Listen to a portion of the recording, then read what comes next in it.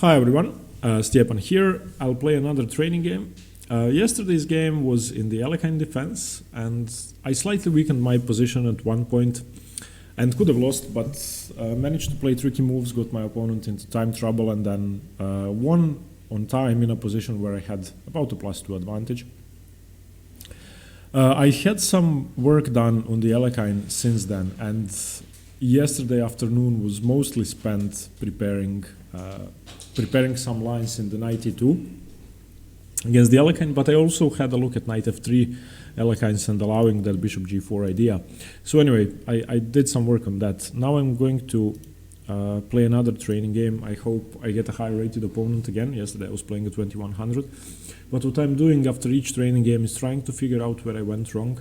So for example, in yesterday's game, b4 was the crucial mistake, which allowed knight c4. I weakened the c4 square permanently, and when the thematic d5, c5 pawn pushes come, then the knight on c4 is actually good. And I take it, he takes, and then knight a5 was what happened, and queen a4. And I was in, okay, 22-50. Okay, I'm happy to see such a high-rated opponent. Let's see what happens. So anyway, b4 was the biggest mistake in yesterday's game, which led to an unsafe position. b3 would have been much better, just stopping any knight c4 ideas and basically stopping his counterplay permanently. So, okay, here we have a Slav for now, and he goes for the exchange. Playing the exchange Slav against a high-rated opponent is really frustrating. And knight c3, knight c6, I think I'm going to play e6 and go for the safest positions possible, and then scramble developing my bishop. Okay, he plays bishop f4 first, which is slightly inferior to knight c3. I'm still going to play knight c6. I need to develop normally. And still, okay. Now I might have time for bishop f5, queen b3. Okay, this move order I'm not too familiar with. I'm going to have to start thinking, because the main problem in the exchange Slav for black is weakening of the e8, a4 diagonal, and now he just did the same thing. So when you get your bishop outside of the pawn chain and move your e-pawn, thus the bishop cannot return back to d2, the diagonal becomes weak. And now what happens on queen b6? I wonder, because I think queen b3 wouldn't be a good move. I would just take and have a safer position. I also think that if I play queen b3 and he defends with something like b3 or queen c2 or queen c1, then I do have time for bishop f5. Although if I play bishop f5 now,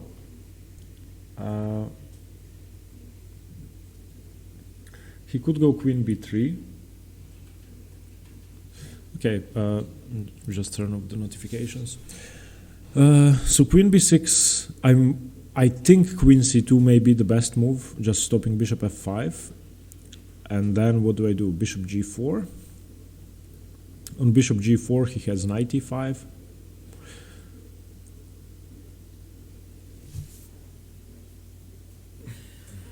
I like queen b6.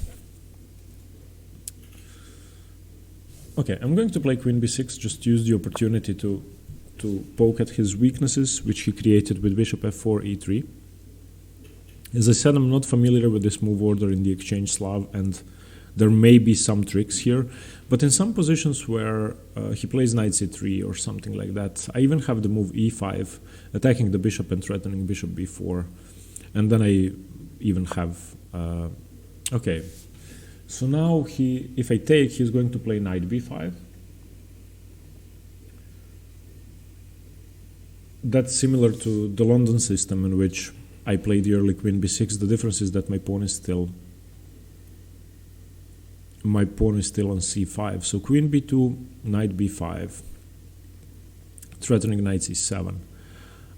He's threatening knight b5 now as well, but I can go e6, knight b5, bishop b4 check. He would then have to play knight f to d2, and then I would castle. So I'm not really running into too many problems there. Although I may still play the move a6 and threaten to take the b2 pawn. So how is that? a6, threatening queen b2. Does that make sense? So my candidate moves are a6 and e6. Don't really have time for bishop f5 because knight b5 is coming.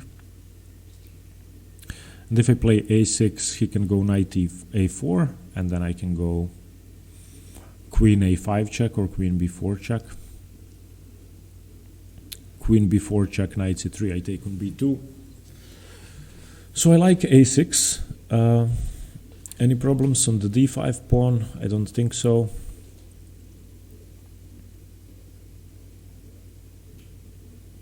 a6 does seem like a slow move.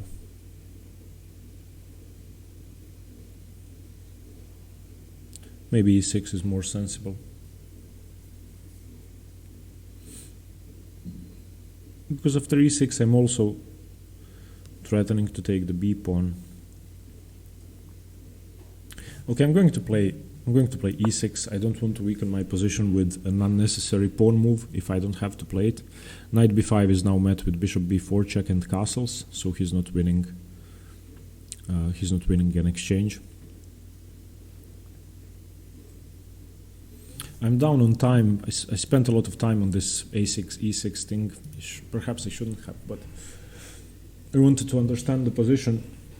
So now this is fairly similar to the London system setup. To the setup I play against the London system, where my queen is on b6.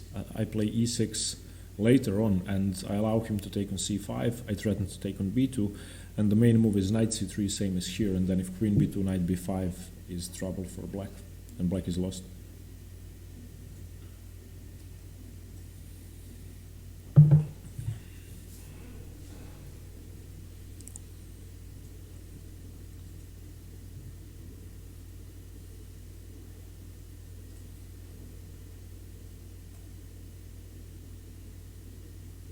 Now queen b2 does work, because queen b2, knight b5, knight b5, bishop b4 check, and then castles.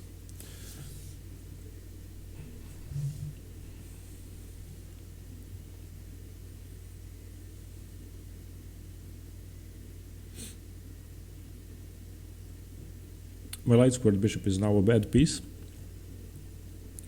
but in compensation for that I get dynamic play on the queen side. So he traded off his safety on the queen side for getting the bishop out on f4. But that's also arguable if it's good or not, because knight h5 is coming if he castles. If he doesn't castle, then... Okay, so now he stops bishop b4 check. That's a good move.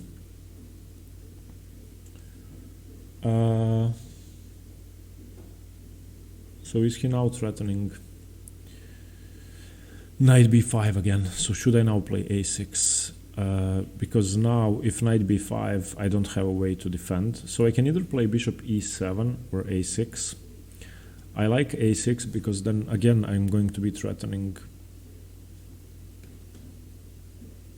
Well, okay, let's just see if knight a4 is a problem. No, I don't think so. a6, knight a4 is met with queen d8. Or queen a5 check. But I think queen d8 is more sensible, going for bishop d6. He does then have knight b6 winning my c8 bishop, but if he takes my c8 bishop, that's probably the best exchange that would happen to me. Now I think I'm threatening queen b2 again. So queen b2, am I not threatening queen b2? He doesn't seem to think so. He wants a take back. Well, I'm not sure I want to allow a take back here, because I think he just hung a pawn, and I don't think I want to allow a take back. But okay, I will. I always allow them, and I'll just do it here as well. I don't like being rude and just... And I expect people to do the same thing. Sometimes you just miss something and misplay it or misclick or whatever. So now he's obviously wondering about his b2 pawn. And I'm not sure I can take it. So bishop d3, queen b2, knight a4, attacking my queen. I don't have b3, I don't have b4, I don't have...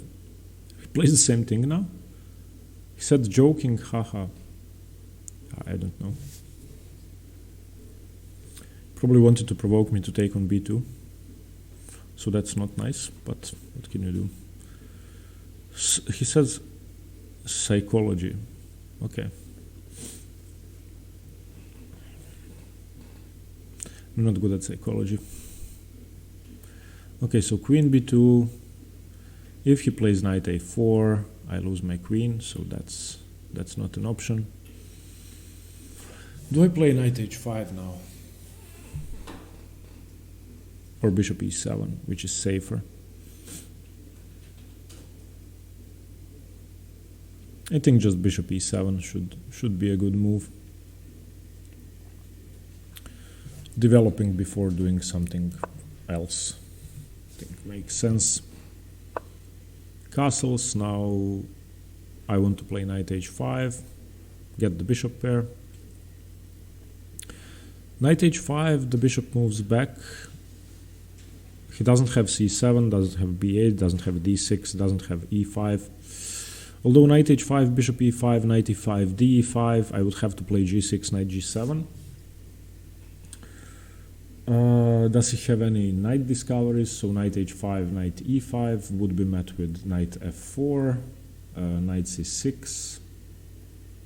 No, okay, just knight h5 should be good. I also have to look at bishop g5, knight h5, bishop g5, f6, bishop h4, g5, bishop g3 takes, h takes. I'm overextending, definitely. And do I want to overextend in this position? Should I be playing aggressively here? Because I'm never castling queenside.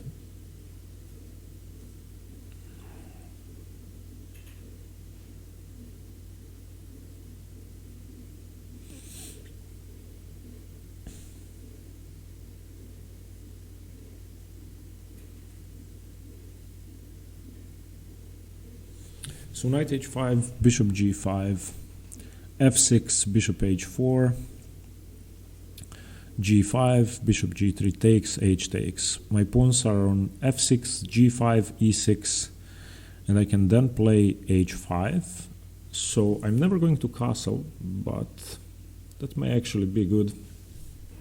I will have the bishop pair, and I will have a queen coming to c7. So, and I sort of want to punish him for doing this take back psychological thing. So let's go knight h5.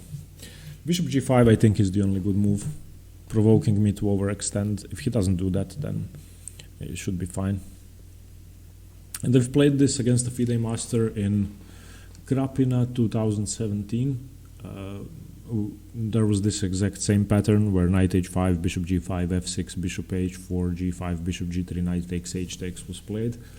And I did overextend, ended up casting queenside and losing the game because he had an attack along the c file. Okay. This I didn't expect. His knight is coming into c5. But now the problem is that he doesn't have bishop g5, I think. Maybe he has knight e5 now, but I doubt it. So knight e5 takes on c6, takes. Maybe I can just take the knight. So if knight e5, okay, he doesn't do that, I'll just take. Good, now I have the bishop pair, and now I can castle safely. And my light squared bishop is a bad piece, there's no doubt about that. But my dark squared bishop now has no counterpart, and the dark squares in his position are for the moment very safe. But they could become weak later on. So what he wants to do now is queen d3 and poke at my h7 weakness. So I should probably just defend that immediately with g6, or I may even provoke queen d3 and then play g6 later on. I also sort of want to get his knight out of the way with b5. So b5, if knight c5, I'll take it. pawn takes, then he has a passed pawn. b5, knight c5, e5 would give me an isolated pawn but weaken his knight, so I'm not sure I want to do that either. But I kind of want to get onto the light squares somehow. Queen d3 is coming. How do I defend? I'm just going to play g6 to stop his plan and then think from there. I need to get my light squared bishop into the game. My pawns are great on light squares now. No problem with that. Okay, so now I'm not sure I want to be taking that. I don't want to give up my dark squared bishop now either. b6 is a move to stop his counterplay, and then I can go bishop b7. So I think I'll just do that. Let's do that. Chase his knight away, reinforce my squares. He's coming here. That's a good idea. So I have to play bishop f6 to stop knights coming into e5. Okay, bishop d7 or bishop b7? I like bishop d7 to keep control over this diagonal and giving up my bishop a few more squares. My next few moves are going to be rook c8 and trying to stop his counterplay. I may even play a5 to stop knight b4. And again, I don't think there's a lot going on here. Okay, if he takes with the pawn, I'm happy. And I'll just do that. So once again, I don't want to give up my bishop. Takes with the pawn, that's fine. So bishop e7. And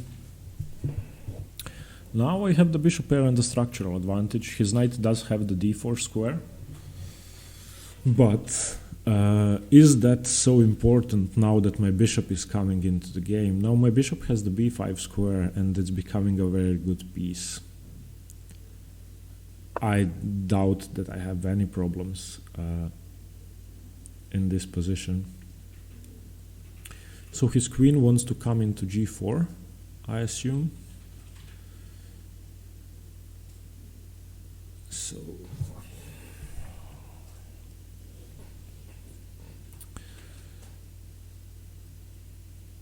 So what do I do here? Is queen g4 a threat? Queen g4 doesn't seem like a big threat.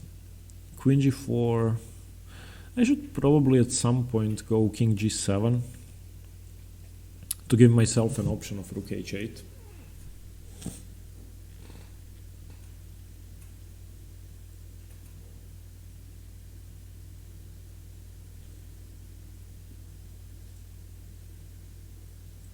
Okay, just rook c8 is a normal move. I don't see a problem with that, because any queen g4 I don't think is that strong, because my bishop is guarding all the squares. So whenever he moves his knight into the position and tries to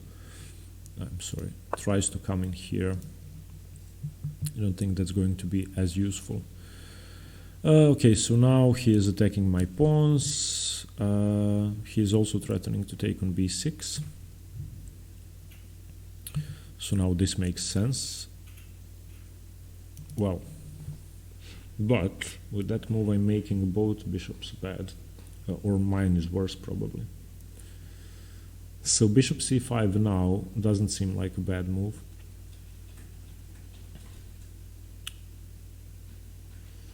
I have less space, so I would like to trade off pieces, definitely. And how do I do that? Now if I play a5, he's going to take on c8, and then I have to take with the bishop, which is not so good.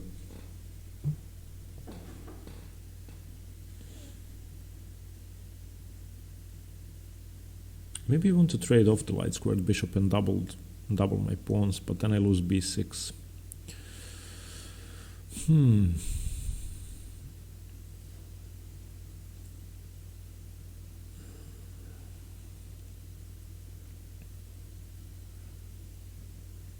Okay, trade off a pair of rooks and play a5. Everything is safe. Okay, I'm going to do that. And now a5, my bishop is still good. His queen still doesn't have the diagonal. He doesn't really have an easy way to challenge the c-file, because I always have either bishop c5 or queen c8 if he puts his queen to the diagonal, to the file, I'm sorry, with something like queen c3. So now, I don't know. I don't know who is better. He's up on time, so definitely has an edge when playing a human, but objectively the position should be equal. His e5 pawn could be more of a strength than a weakness.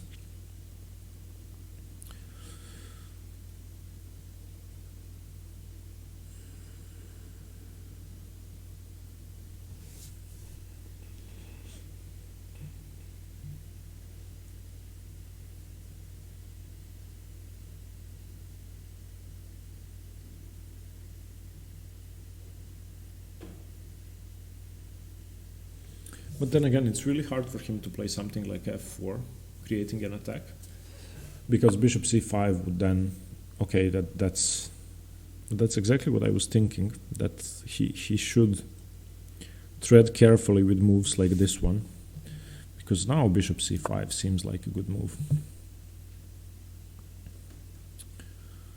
And after bishop c5, now I have this very strong diagonal. My bishop has a lot more scope. And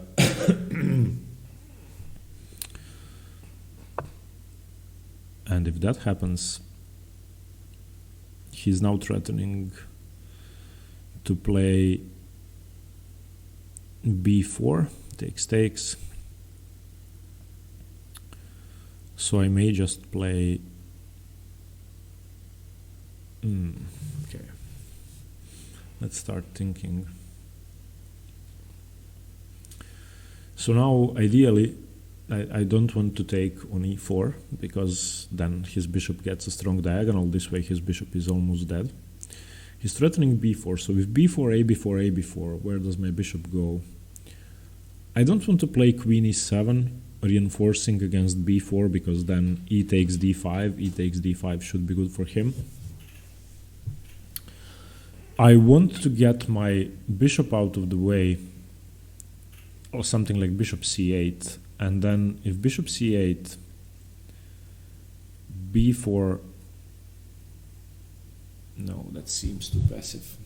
So bishop c8, b4, ab, bishop e7, takes on d5, queen takes on d5.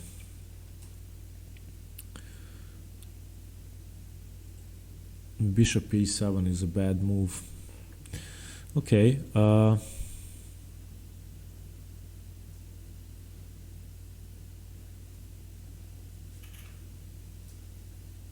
Maybe queen a8, because queen a8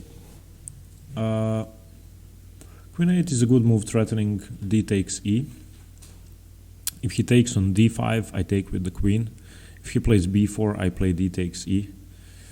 And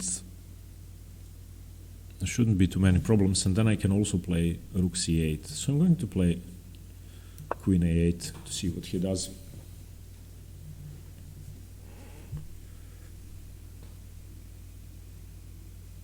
That way I don't have to move my light squared bishop, I don't have to block the 8th rank, and I get to threaten something. And also I think I've just stopped b4, because at least we trade. And I think queen a8 is a good move.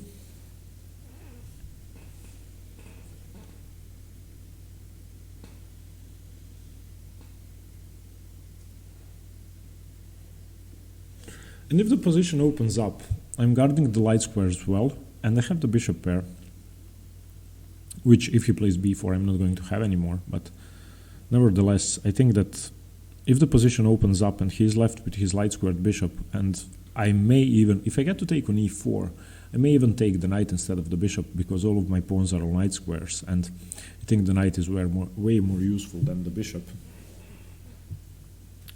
So if I'm left with a light squared bishop and he is left with a light squared bishop, then who is worse? Well, I don't know.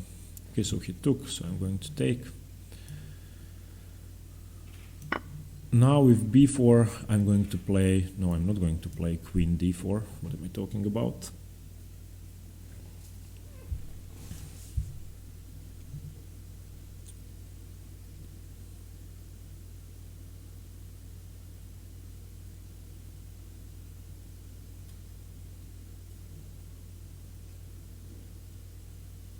Yeah, now with b4 I can just take, because his d3 bishop is hanging. Then at the end of the line, if rook d1, I can just take it, it's not defended.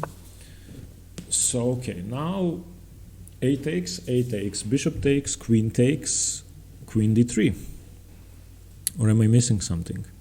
He has bishop c4. That's true. So, okay, I have to take once. Okay, now he doesn't have bishop c4 because I take his queen. So what's going on bishop takes b4?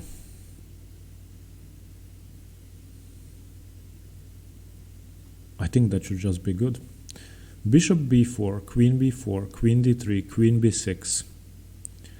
So we exchange a couple of pieces. We're both left with a light squared. No, I have a light squared bishop. He has a knight, which is a trade I didn't want to happen. But I don't see a better option than taking. I have to exchange because otherwise my bishop is going to become too passive. And I hope I didn't miss anything. I don't think I have.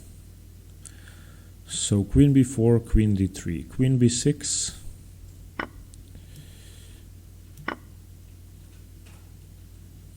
He should probably take, yeah.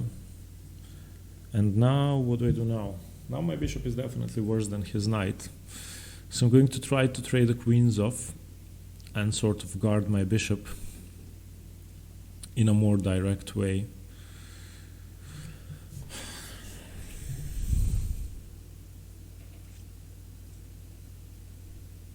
I would love to get my bishop into d5.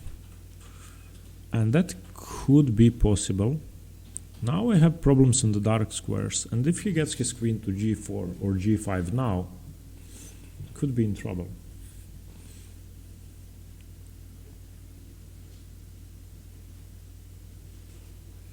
So maybe bishop b5 makes sense to stop his queen from infiltrating and to threaten queen f1 if he moves the rook away from the first rank. So bishop b5, what does he do? He doesn't have an easy infiltration. His queen seems cut off. He doesn't have a rook b1. He can play rook c5, but then I checkmate him. No, I don't. I play queen f1 and he runs away. So that's not as good. Okay, I'm still going to play bishop b5 because it's a very active move. I don't want passivity here. I have the bishop, he has the knight. If I allow his queen to enter, he's going to be better. So I need to play active moves. And I need to play active moves quickly because I only have 5 minutes left. Now, with bishop b5, I've allowed my rook the d8 square. That's one very good thing about this. And if rook c5, bishop c4, he'll probably be afraid to play rook c5 because of queen f1. Although I'm not sure, he may just play that. Now, when I get my rook to d8, I'll be slightly happier, just finally getting my last piece into play. And his knight will not become good until he plays queen g4, queen g5, or queen g4, or queen h4, knight g5. But even then, something like h5, and I don't see a way for him to break through.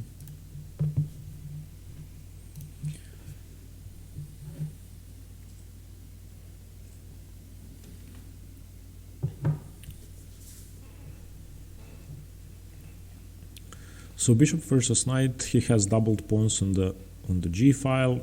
My bishop is not as good. I would prefer to have a dark squared bishop here. Okay, so he attacks my bishop with knight d4. And now I think I can get my bishop into d5. So when I play bishop c4, so bishop c4, and he plays knight c6, and I play bishop d5, and he checks me, and I move away, and he takes, I can take with my queen, and that should be a draw. And if he doesn't do that, if my bishop remains on d5, then that's a marvelous piece.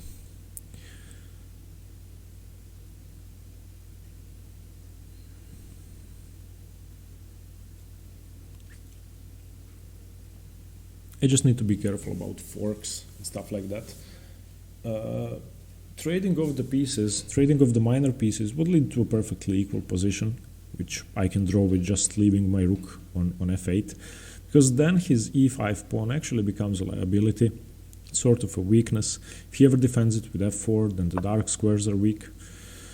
Okay, so now he attacks my bishop again.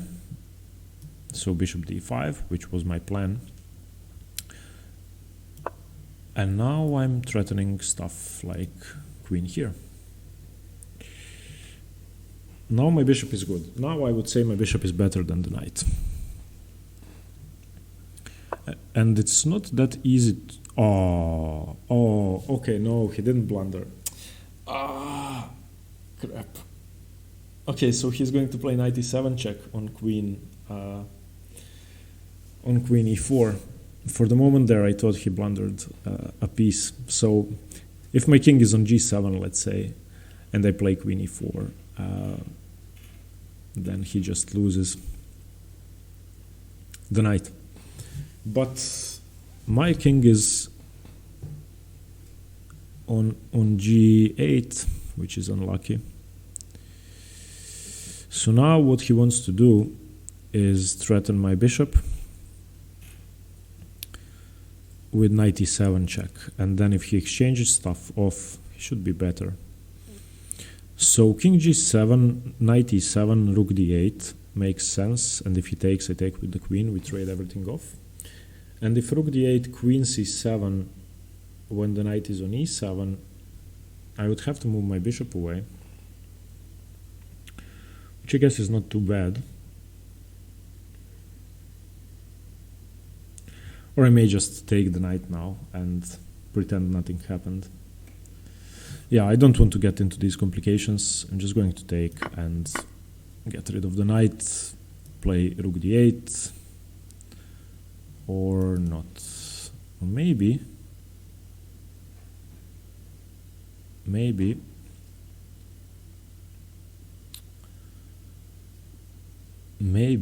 play queen d4. I like queen d4, attacking the pawn. If he plays rook c5, then something like rook b8 should be good, coming into b2. So now I think my position is safer than his, even though he has tons of perpetuals on my dark squares. But if the e-pawn falls, then he should be lost, I'm going to say, because it's harder for his king to hide than for mine king to hide. Although I might be talking rubbish, maybe the e5 pawn actually supports my king by defending the dark squares. Okay. Queen c7 stops my counterplay, but can I not just play rook a8?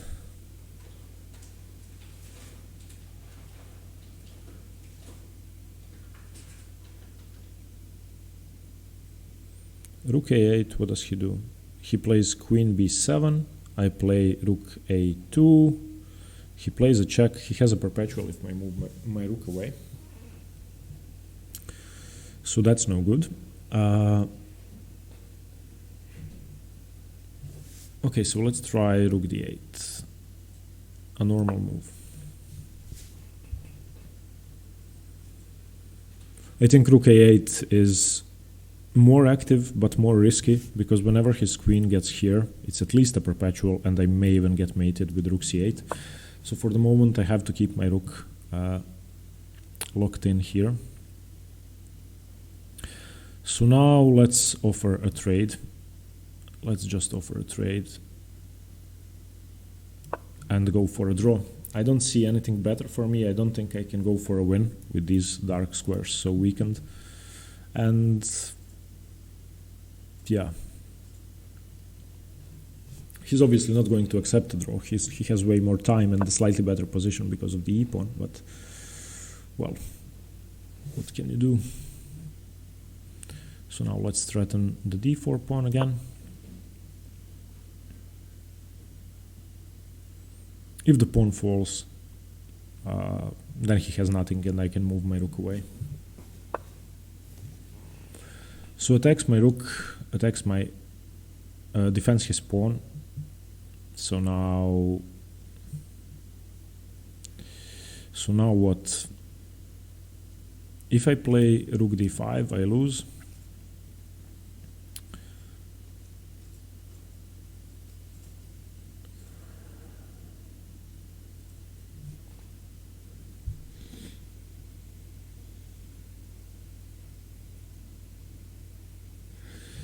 His e5 pawn is creating problems for me.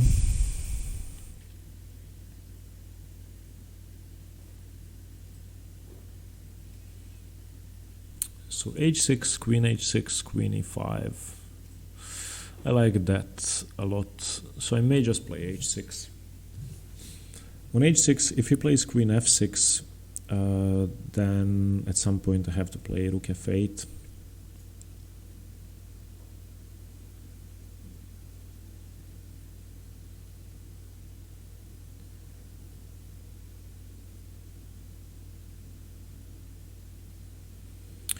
I could also go queen d2, queen d2, queen f6, then I can go, no, then he's still going to play rook b7. So queen d2, queen f6, queen d7 to stop rook b7, and to try and play rook e8, queen e7. And I'm getting low on time. So if I play h6, he'll just play queen f6 anyway. So let's try to trade everything off. I don't see a better way to play this position. It's really tricky with his e5 pawn.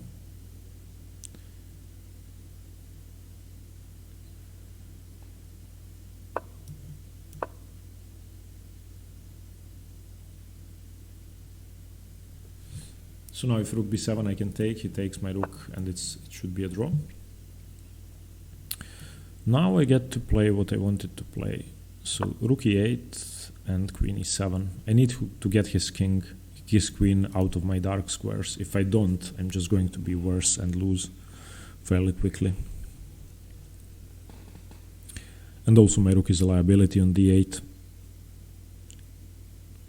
So now when rook b7 just loses rook. And if I can get my queen into g5, I'll be happy. Or just controlling g5. Yeah, this now forces a trade, I think.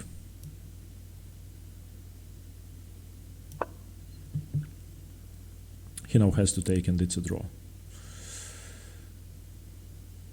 Or if he doesn't take, I'm going to take here and play h5.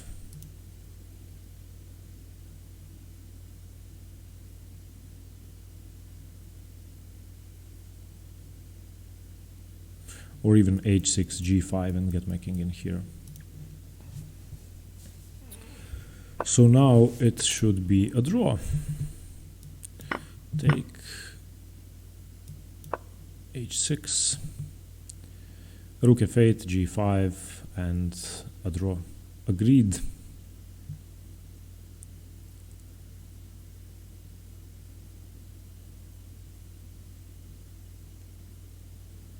Yeah, it's a draw. My rook will be inactive on f8, but for only 3 moves, because I'll play g5, king h7. Yeah, okay.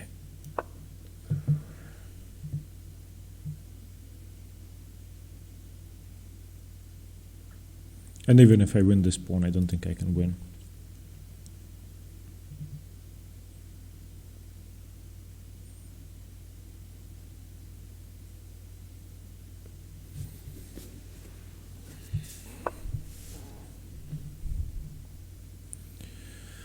Okay, so what now? Yeah, let's just check him away. There's no way for him to break through. He just has to wait. I mustn't move my rook away from the 8th rank, but still I don't think there's anything to worry about. So f5 is not a possibility, so let's just, I don't know, repeat.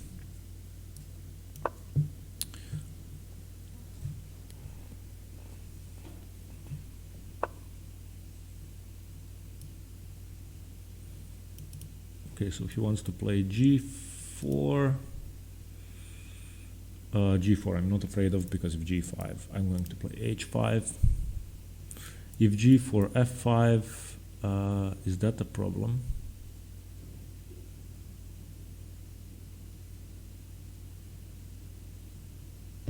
Well, let's just bring my rook back and play king h7 now, so that when that happens I can get my king into g6.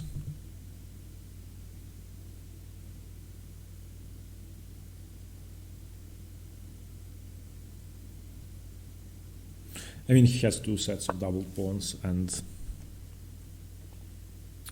he shouldn't be able to survive this. So king h7 to win this, I'm sorry. So f5 is his threat. f5 is his threat.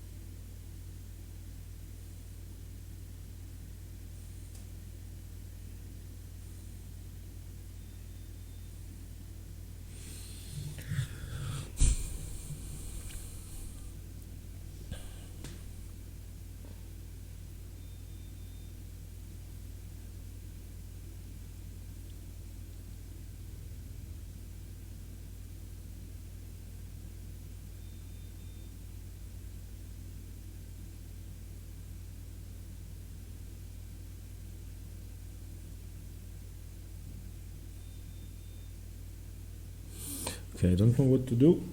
I'm getting in time trouble.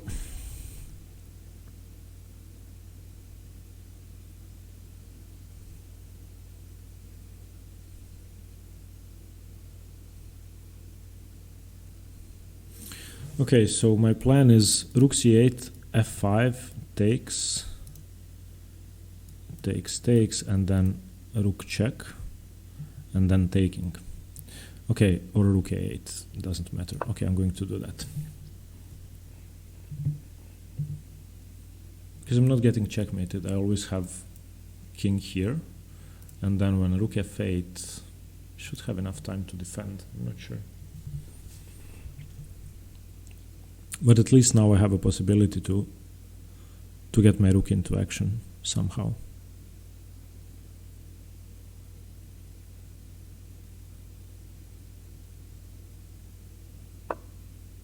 Oh, he plays that. Well, now it's a draw. I would think. Okay. Yeah, now he's not breaking through.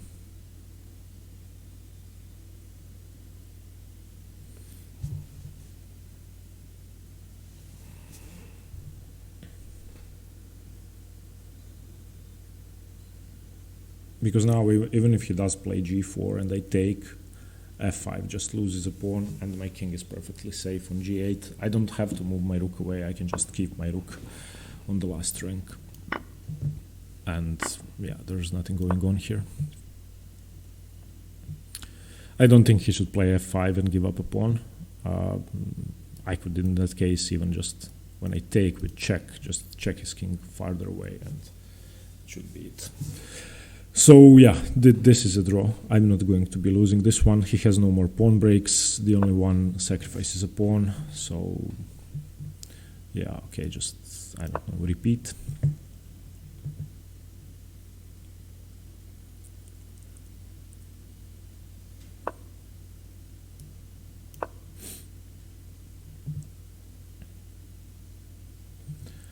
Yeah. I just mustn't let his king enter the position.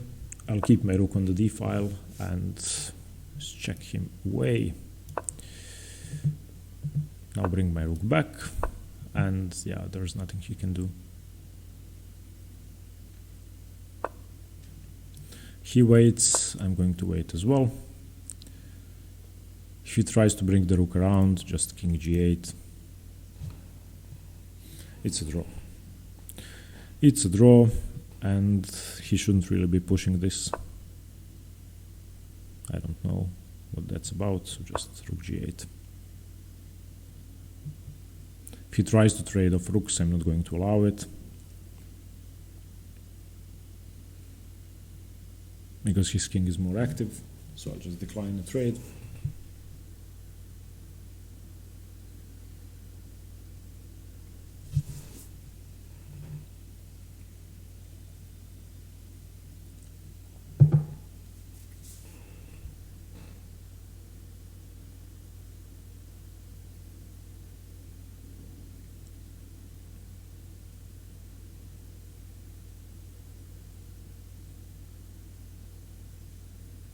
Maybe I don't even have to decline the trade of rooks. So, okay, takes, king f8, king e5, king e8, king d6, king d8.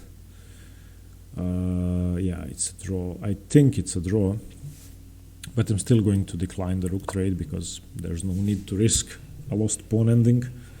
With his king being that more active and his pawns being more advanced than mine, I really shouldn't be risking that. There's just no need to mess the position up. This way, this is an almost, I think it's an impenetrable fortress. He doesn't have an entry point here. He could now try king here, but I'm just going to check him away, and that shouldn't work. So if he tries king d6, I'll just check, and he'll go back, and I'll go back. Okay, rook there. Okay, he may try to enter the position now, but now I have this move. Now I have king e8, and now my king is getting out. He could try rook e7 check, but yeah, now I'll just check from the side when his king comes to d6, and I'm not sure he played this well. I think his rook is now pretty awkward.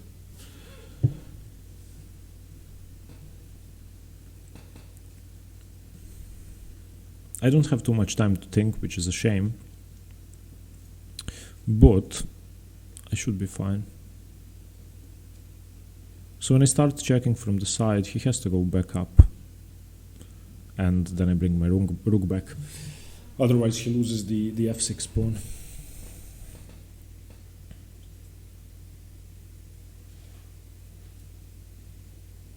This is a fun ending, actually. It's a draw, but it's not clear why it's a draw. Okay.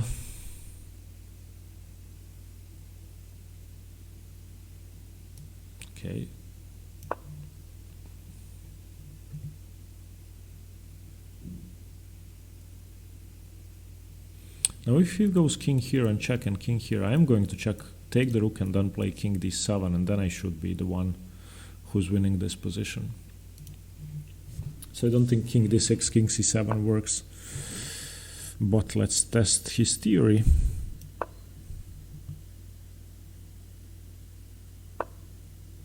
Okay.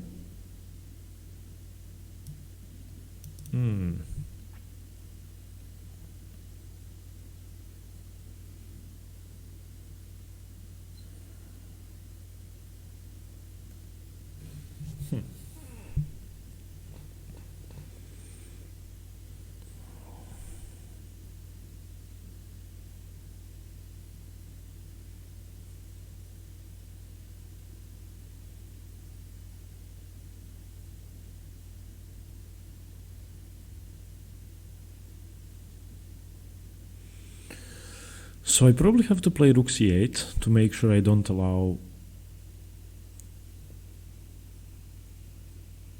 some tricks. But what else do I do? I don't have any other moves. Rook c8 seems to be the only move here.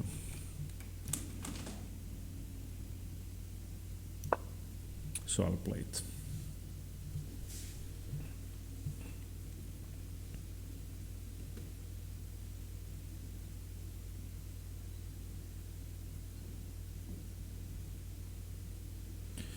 I may have been mistaken, maybe it's not a draw anymore, but I still think I should be fine. I mean, his king and rook are way more active than mine.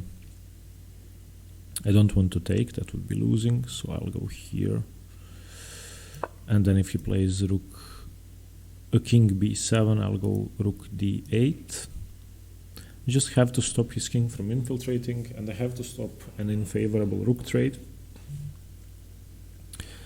And if I can get my king of the 8th rank, then we're talking, but it's going to be hard. Yeah, pushes my king back. That's a good move. So now king b7, rook d8.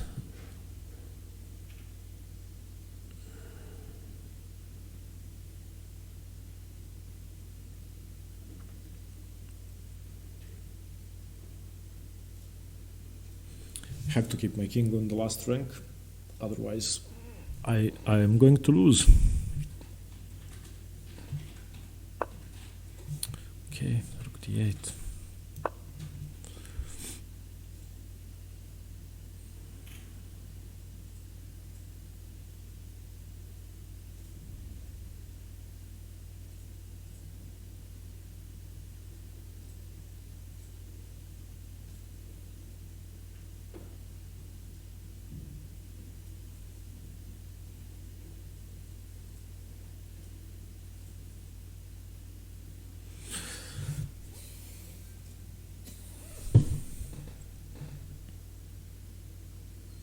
Yeah, I wonder if he's missing something. I don't think he is. I don't think there's a win here for white, for as long as black holds his ground and keeps the king on e8, f8, the rook on dc, ba8.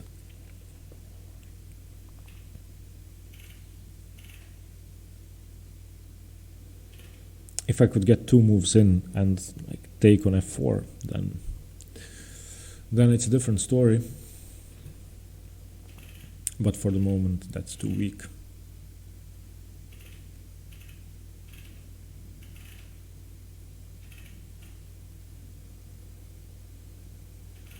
And I can understand his urge to push this position. He's obviously 200 points higher rated than I am, and he should be winning this, but I think it was a mistake to allow a queen trade, even though the pawn is coming to f6, and it's tricky to play black. I still hold the position.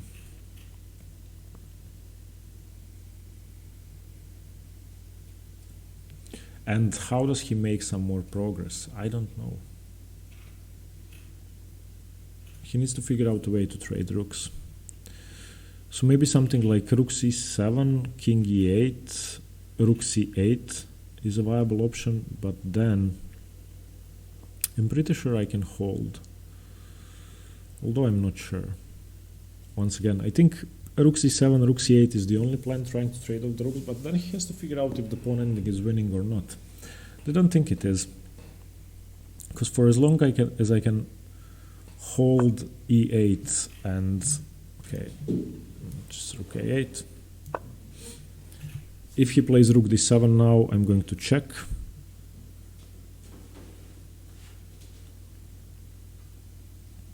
I don't want to allow a trade like this, takes, where his king is coming to d8. Okay, that's okay, he just wastes a move. So I can't check because his king is coming to b7. I can't move my king to e8. I can't move my rook away because everything loses. So I guess king g8 is the only move. I just need to hold my ground and keep this fortress. Maybe I just allowed rook d7, rook d8. But no, if rook d7, his king still needs to go back now. Yeah, he tries that. Now just king back, or what if I check here now? No, he covers with the rook. What if I go here? Because now it's not checkmate. How does he defend the pawn? Can I just take on f4 now? No, that would be risky. Rook d8 check and rook f8 would win. So let's just repeat the moves. King f8.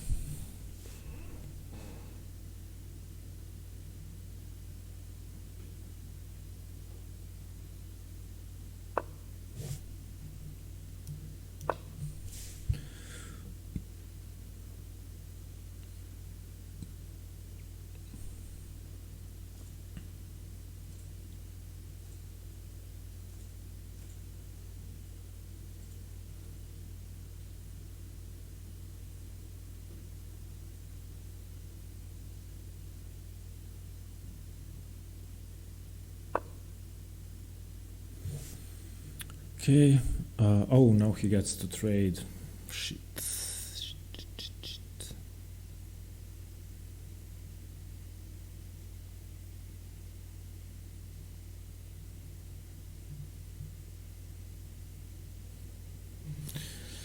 Yeah. Okay. He did get me.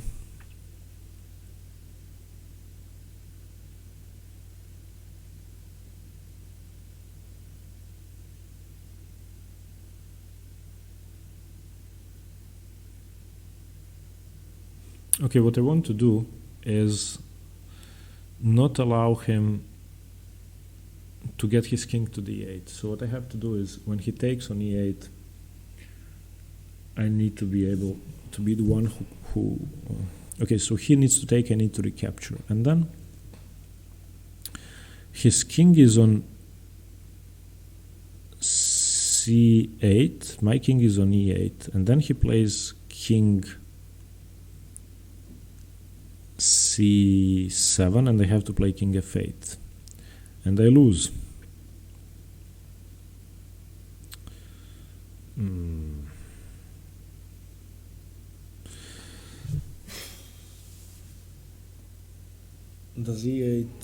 Does e5 help at all?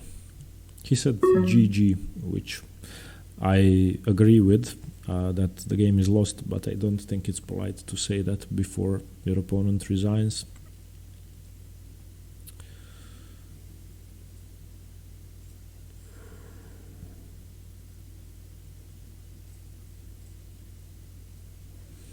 Okay, let's just do this first.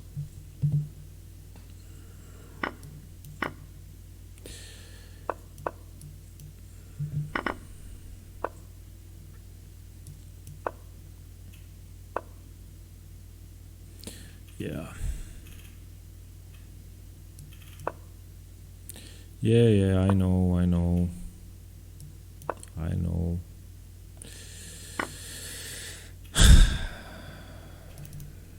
Okay, where did I go wrong?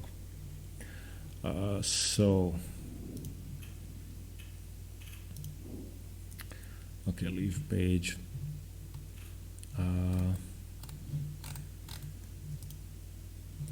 Okay, so here it's a draw. Here black is better. Oof, I thought I couldn't trade rooks. Okay, so I couldn't play rook here because I was afraid of check and king here and queen e7. Yeah, but I was afraid of nothing there. So okay, I played queen d7, declines the trade.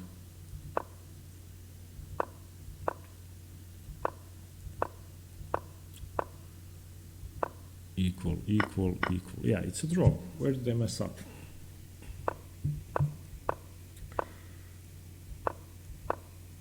So I think I held the position well, while... Okay, so this is equal.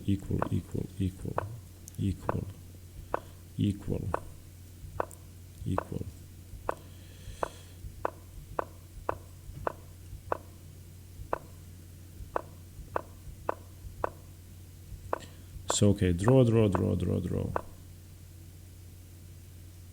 Why is this a mistake? How does he make progress? Oh, king d8. Okay. King d8 and I have a draw. Because now he has to take, and I take, and I have the opposition. Okay, so if you meet this guy, he's not really a nice guy. First he offered that take back, and then he made fun of me, and then he said GG before I resigned. So not an honorable man, but he plays well, and good job outplaying me in the endgame. Congratulations to him anyway for playing a nice ending.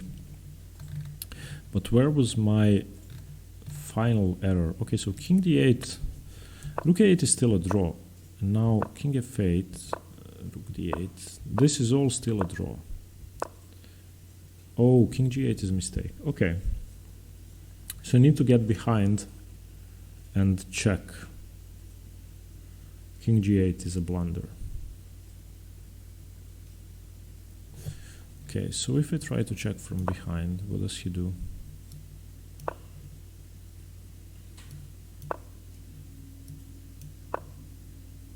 Yeah, there's nothing he can do. Just check him away.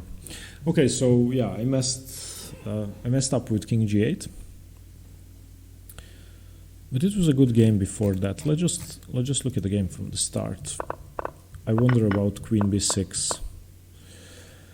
Okay, queen b6, the main move. Knight c3. I take on b2. What? What about knight b5? Didn't know I could take here. What happens on knight b5? Oh, come on. e5?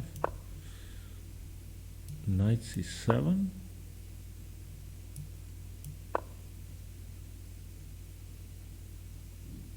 What? What if he takes? Oh, okay. Okay, so knight c3 was not a good move. e6 was a mistake because of that. Okay, bishop e7. I'm so much worse. Why? Castles. Knight h5. Yeah, I thought he should have played bishop g5.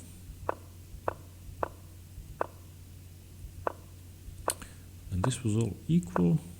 And I still have... I want to look at knight e5. Yeah, takes.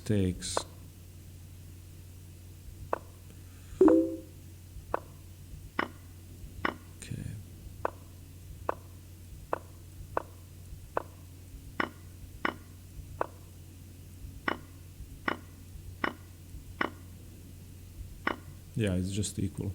So it was a good game before king g8, which is a blunder. Yeah, okay. So anyway, thanks for watching. Hope you liked the game. Hope you learned something about holding fortresses and rook endings. This one was tough and I messed it up. So once again, the solution was same as in basic rook endings, to check from behind, to get your rook behind. I thought I couldn't leave the back rank. I was sort of I knew that I couldn't leave the back rank in many previous positions, and then when I should have left the back rank, I didn't because of that. So the lesson is, I guess, try to look at the current position and not be biased with what you know from before. So yeah, I definitely should have put my rook behind. And yeah, once again, not a nice guy, but a great player. So yeah. Okay, stay tuned for more chess. See you later. If you have any questions, leave them in the comments. Bye bye.